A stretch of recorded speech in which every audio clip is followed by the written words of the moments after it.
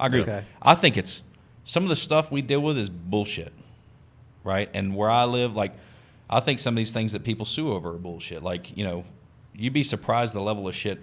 What we deal with in our area is you cut your tree back too far, and that's really my tree, and the limb hangs over in my yard, or your debris fell in my yard, or you didn't put a silt fence. You didn't put a silt fence up, and I had mud run off, and I'm suing you for $300,000. I can see why you need that gun. You know what I'm saying? That guy needs to be taken out. No, and I'm mad at you about my tree. What's hilarious is most of the people around me do not carry guns because they feel safe, right? And I think that's an illusion.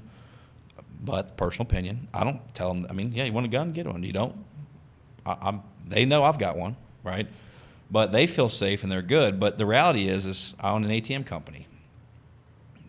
You know, if you own a gun, you should be trained for it, though. I agree. You should have to go through some type of training, Right. formal training, some education. So how do you feel about the cashless? Everybody worried about the cashless society was an ATM guy. It's going to take a while. It's already a cashless society. It's going there, but it's going to take a while to fully go cashless. But then secondary to that, I think one of the things we're doing is the ATMs now you can do gift cards from the ATMs. You can do Bitcoin from the ATMs. So I think it's already starting to affect ATMs, and ATMs are almost becoming point of sales, right? So like look at all-in-one machines. Those are versions originally of some form of an ATM. So you end up with this device, which really what we're talking about is an automated teller machine. We're really talking about an automated machine that's controlling point-of-sale functions. So I think that's part of the evolution that takes place, and it's going to accept cash and dispense cash. So I think you've got an evolution of how it will transition. Maybe those add scanners and things like that, and they only record digital forms of payments. Not sure. I'll tell you, because I do think the writing's on the wall. 10 years ago, 12 years ago, when I first got into it, let's see, how old am I? 14 years ago when I first got into it, I was told, you might get 10 years out of this, right? Right. Now when you ask people, they still say the same answer. You're probably going to get 10 years out of it. I don't know when the date is. The good news for me is a very small percentage of my revenue comes from ATMs. And the reality is most of our clients, the reason we provide the ATMs, we're providing a service that's needed. If the need goes away over time, we'll just do away with the ATMs. The ATMs themselves don't cost much. I feel like Bitcoin and cryptocurrencies, all these decentralized types of currency will always have a place also. And maybe... Well, eventually, right, you had the guy on here talking about economic theory, right? And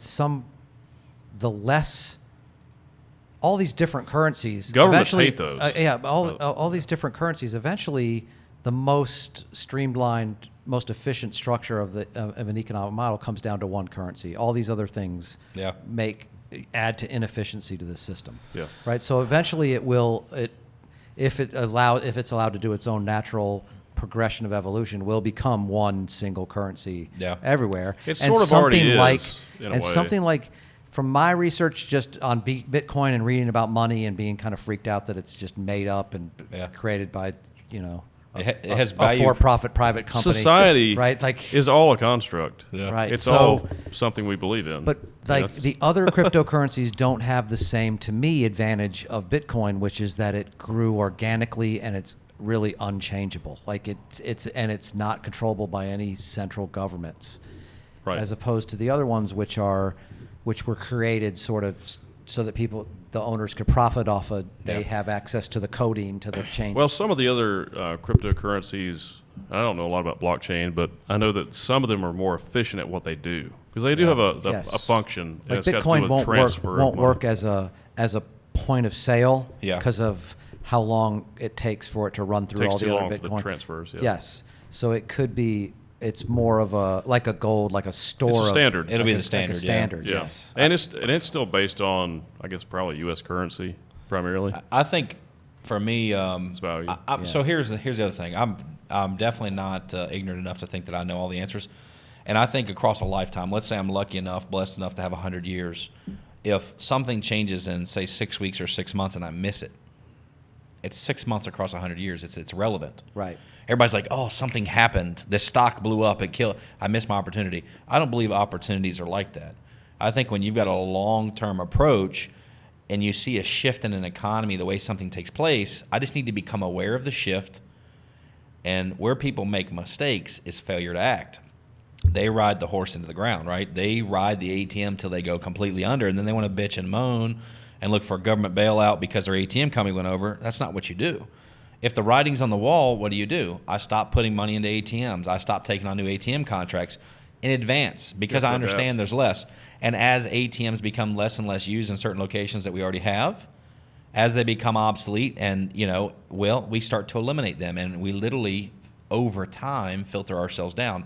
If the monetary system changes in a way that we need to work on some different type of merchant processing or exchange of value, right? I just need to you just need to program the ATMs to do that, right? And if the ATMs aren't going to be the way to do that, then out with the ATM and let's figure out this other thing, and that takes time. All these changes we're talking about, like look how long Bitcoin and cryptocurrency has been around at this point, and it still hasn't taken over. But think about it; it didn't happen overnight. We're not here today in a 6-month window. We're here today, and it's been a decade. Right. So whatever change is going to come is going to happen slowly. It'll feel fast when it happens, but it's really happening slowly. So we just got to pay attention, which we are. It's just one thing of what we do, right? And really, what is cash? Like cash is a hold of value. Credit. It's a credit. Yeah. It's debt. It could be debt. That too. And so you really got to get into it. But I don't care if you pay me in chickens, right? Like if the monetary system collapses, we go back to a barter system. That's fine. You're going to have a shitload of chickens. Either way, there's going to be chickens on your $1 million yacht. Yeah, or something. Yeah. Well, I don't have a $1 million yacht, by the way. But I know where you can get one pretty cheap. Yeah, for free. The key's in it next door. Yeah, the keys are literally in it. Yes. Now, getting it out of the dock, you got to have a master's degree to do that, apparently. But while we're talking about money, though, and you had mentioned earlier that money's not real; it's just something we believe in. It is based on it does represent our labor, businesses like he was and like he was GDP saying. and stuff like that. But I think there's some value to it. But you were talking about too about crypto, right? How do you hedge against inflation if you can't control it?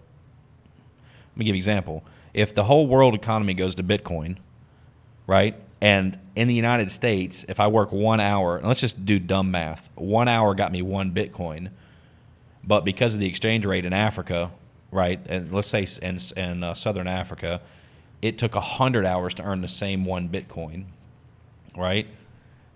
What if it took 1,000 hours to earn 1 Bitcoin or 10,000 hours? Like, I almost feel like on some level, currency has to be tied to the region because, we're not all on the same playing field. The cost of living in California is vastly different than the cost of living in North Carolina. So how can the unit of measure that everybody gets be equal across the border? Because if I get 1 Bitcoin here in North Carolina for an hour's worth of work, and it costs 1 Bitcoin a month for, let's say, for my rent, but in California it costs 10 Bitcoin, like I almost feel like it has to be more geographic. But how do you do that? I have no clue. So I think that's happening naturally. I think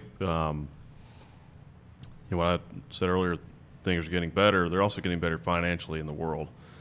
And believe it or not, capitalism has a lot to do with that. It's actually helped a lot with reducing poverty around the world and